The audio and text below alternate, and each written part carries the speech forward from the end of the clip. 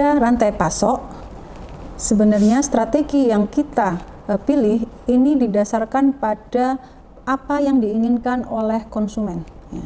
Jadi kita lihat bagaimana perbandingan antara apa yang diinginkan oleh pelanggan dan bagaimana kemampuan rantai pasok untuk memenuhi kebutuhan pelanggan tadi. Saat ini preferensi konsumen ya, cukup cepat perubahannya. Ya. Pelanggan ini secara umum menginginkan produk itu murah, tetapi tetap berkualitas.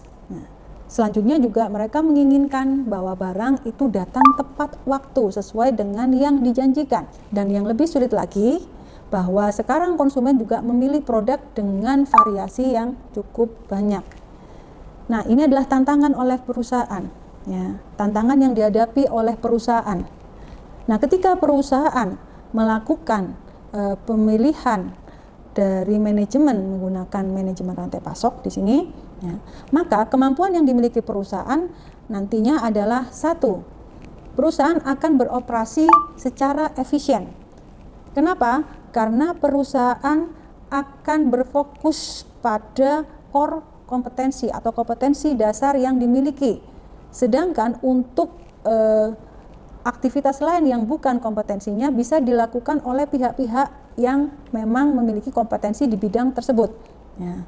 Dan yang kedua, dengan tiap aktivitas dilakukan oleh pihak yang berkompeten, maka otomatis akan menghasilkan produk yang lebih berkualitas. Dan yang ketiga, kecepatan dari pengiriman ini bisa dilakukan dengan lebih cepat. Ya. Kenapa? Karena akan dilakukan oleh pihak-pihak yang memang memiliki kemampuan yang lebih dalam proses pendistribusian yang lebih cepat tadi. Yang keempat, lebih fleksibel, ya. Kemudian yang terakhir di sini juga inovatif, ya, karena kerjasama dengan banyak pihak sehingga di sini ide-ide yang muncul itu menjadi lebih banyak. Ya. Ini menjadikan perusahaan dengan kolaborasi bersama rantai pasoknya dia akan menjadi inovatif, fleksibel, lebih cepat, memiliki kemampuan meningkatkan kualitas dari produknya, juga beroperasi secara lebih efisien. Nah, ketika kita memilih strategi, maka kita lihat bahwa produk yang dibuat ini sangat mempengaruhi strategi yang akan kita pilih dalam rantai pasok.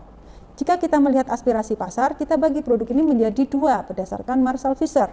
Ada produk fungsional, yaitu produk dengan konfigurasi yang standar dan siklus hidup yang panjang, contoh seperti kertas HVS, ya. Kemudian ada produk yang sifatnya inovatif, variasinya tinggi dan siklus hidupnya cukup pendek. Nah, di sini jenis karakteristik produk fungsional dan inovatif membutuhkan strategi rantai pasok yang berbeda. Ketika kita memproduksi barang dengan jenis produk fungsional, maka kebutuhan konsumen itu adalah lebih pada perbandingan harga yang lebih tinggi. Ya, dalam artian kompetisi harganya lebih tinggi, sehingga strategi yang dipilih perusahaan itu akan mengacu pada efisiensi. Bagaimana manajemen rantai pasok itu menjadi efisien di sepanjang rantai pasok tersebut. Ini adalah strategi untuk produk yang fungsional.